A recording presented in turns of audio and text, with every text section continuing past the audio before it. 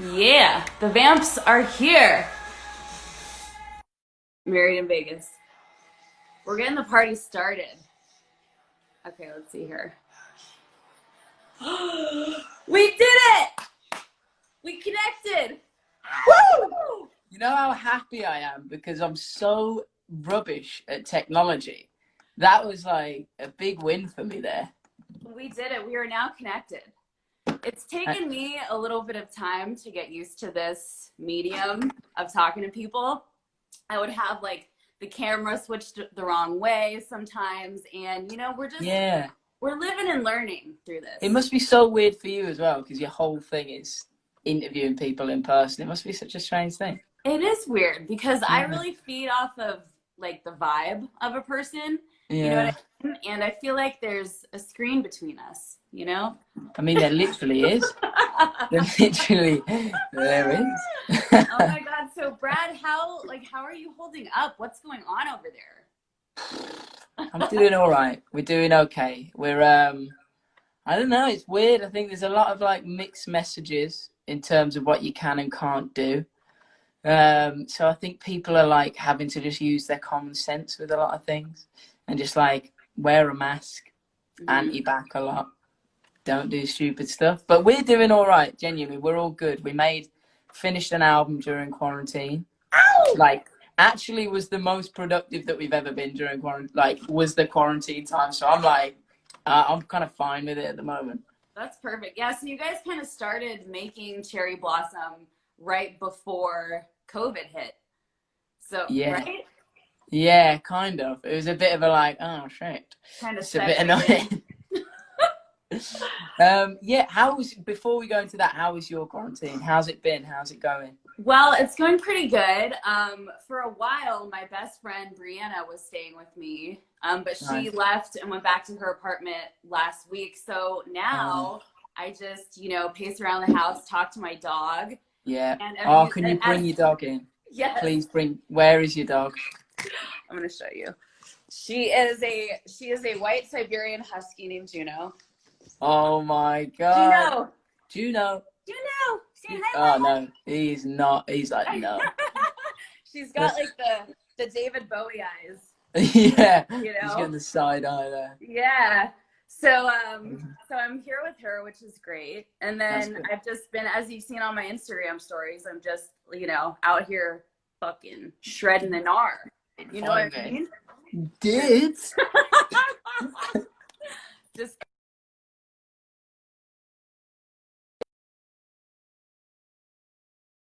How you doing, guys? Bad at technology. What happened? I just closed the screen. I was putting it back on the tripod, and I closed it. It's hard. We're doing the best we can. So talk to me about this process of making Cherry Blossom, because I know it was so important for you guys to do an album like 100% on your own. And you did this, like you self-produced and all that stuff. Yeah. Well, it was like, it's the first time. It's so cool because, I mean, every album that we've done, been insanely proud of, like genuinely love. But this one, I think the team's so much smaller compared to the ones that we've had before. Like, I think we've worked, and they're like, not that the people we haven't worked with haven't been friends, but like they're close friends, the people that we've worked with. So it's like 3 other producers on the album, apart from like me and Tris. And then there's, and then I think there's 2 other top liners throughout the whole album. So it's just been like our little baby, and got to work with like a lot of other, like just work on it within the band. So it's been really nice. I think it was something that we've always wanted to do, is make it a process that's very, what's the word? Kind of like, it's just internal. It's a very like that kind of like condensed team thing. It's something that we've never done. So it's been a journey. It's been really, really nice to do. I think it definitely feels like cathartic, this album, super therapeutic. So it's nice. It's been a good process. Yeah, it's amazing. So we've been playing the hell out of Married in Vegas. Oh, you guys. It sounds so great on the radio. Thank you. I feel like especially during this time, it's kind of an escapism song. You know, because you're, like, you can kind of go somewhere in your mind where you like create, for me anyways, I create this like storyline, And it's a great, you know, just fun escape. So so is it true that you kind of had your songs all together for the album, and then Married in Vegas came to you all of a sudden and you had to put it on there? Popped out right at the end. It's so true what you're saying about, like, we were speaking earlier about it. Like, I think because everyone's had their freedom taken away, it's like you've got to live vicariously through songs or like a Netflix series. So I think that's so sick that you picked up on that, because I think definitely Married in Vegas is, hopefully, you can't go out and do all the things that you want to do, go and get married in Vegas, whatever it is, but you can kind of live it through the song. Do you know what I mean? That's kind of the whole vibe of it. But yeah, it's been a strange one. Sorry, I went off on a massive tangent then. What was the question? No, I love it. Yeah, so just, I don't know, maybe just talk a little bit about where the song sort of came from. Oh yeah, sorry, got very distracted. I don't even think I asked you that, so, but that's no, you did. That's me, my bad. Yeah, we'd finished the album. We'd like handed the album over on like a Friday morning. We had this date penciled for like 2-3 weeks, maybe like a month, and we were like, right, this is the day, the morning that we're going to send the album to the label. And we got all the songs together. We kind of finished them off throughout all of quarantine, added any bits. So it was a lot of like this, literally. So you would be James or Tris or Con, or like Lost Boy, who's the guy who did a lot of the producing. And it'd just be like, okay, well, you add that part and then just put it in and record it, send it across, until we were super happy with everything. Sent it, and then that morning, I've got a gin bar, me and my family do. So my family owns a gin bar, which is pretty fun. Yeah, and we decided to do like videos for the Instagram that morning, cocktail making videos. So they were making the cocktails, and I was like, I'll test them. I'll test them for you just to check they're okay. Yeah. I got this. And then ended up like quite squiffy by the end of it, and then went on to a Zoom call with like Lost Boy, like I said, who's the guy who's co-produced the album with us, and ended up 4 hours later just kind of writing Married in Vegas. And it was the riff, done the riff the week before, and we kind of said, oh, that was quite cool, we should work on that, but it doesn't sound right, or just doesn't feel right at the moment. And then we started with that riff, and then it came around really, really quickly, and I FaceTimed James that night, very sweaty.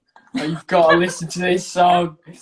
And then sent him the song, and he and sent it around the boys, and everyone, like, it was a really positive reaction.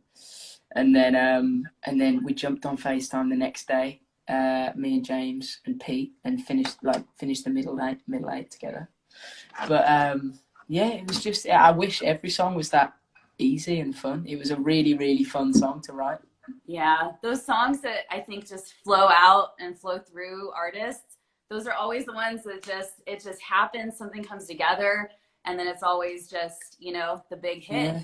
You know, it's like a little gift from the universe, you know? Honestly, yeah. And it never happened to us as well. Like, I remember I watched the Ed Sheeran documentary last year. No, we watched it on a writing camp, actually, because a couple of us had never watched it. And it was the four of us away in an Airbnb, and we were sat like on the sofa at the end of the day, probably having a really non-productive day. And then we watched the songwriter documentary, and at the end of it he says, like, okay, I've got one more session booked in for the album, and I've got an idea, but I don't think it's going to work. And then he ended up writing Shape of You, and you're like, oh my god, what a moment, what an amazing moment. And we'd never really had that like song come in at the end of the whole process that we really loved, and it happened this time, which was pretty cool. And it's such a trip, because it really has, you know, it really is, I feel like, is going to shape the rest of the album too. So for it to come in so late, you know, it's just one of those incredible things. You know, it's your guys' time. Thank you for the support on it. Oh my gosh, of course. I'm so happy that we're playing you. And you know, it's I always just think about this, like, is it a trip when you come to places like San Francisco and you're playing August Hall, and it's, you know, about 1,000 people, and then you go to London and you headline the O2 Arena, which is, you know, 20,000 people 5 years in a row. You know, how is that experience for you? It's a funny one. I think at this point, we'll take any live show that we can get because it's been that long. We're like, put us anywhere. We'll play in front of Juno, and that's it. We don't care. But yeah, it's strange. But we were so lucky. Like to have done those shows in the UK that we've done is a credit to the fans. Like they're just unbelievable. And then to come across to the US, and that's not like a small show for us, especially traveling like you say, like 13 hours to get to land in somewhere and get to play a show to 1,000 people's ridiculous. So we're very fortunate, but we quite like going back to the like 1,000 capacity theatre, like small rooms, because the vibe in there. Don't get me wrong, like the arenas are really, really fun, but the vibe in the small like theatre rooms, I don't think you can replicate in an arena. Like everyone's sweaty, everyone's getting like involved. They're some of the best shows I think we've ever had. Yeah, that's so awesome. I think I would feel exactly the same way, you know? Yeah. And, you know, just like a different way to get to connect and also kind of see, you know, what you're made of. Because when you get used to playing those big arenas and everything's so dialed in, then you go back to the kind of the smaller venues, I feel like you're kind of more on the spot, you know? Yeah, and you can't like hide behind anything. So if anything goes wrong, it's like, oh, we saw that. You can't hide behind that. Yeah. So Cherry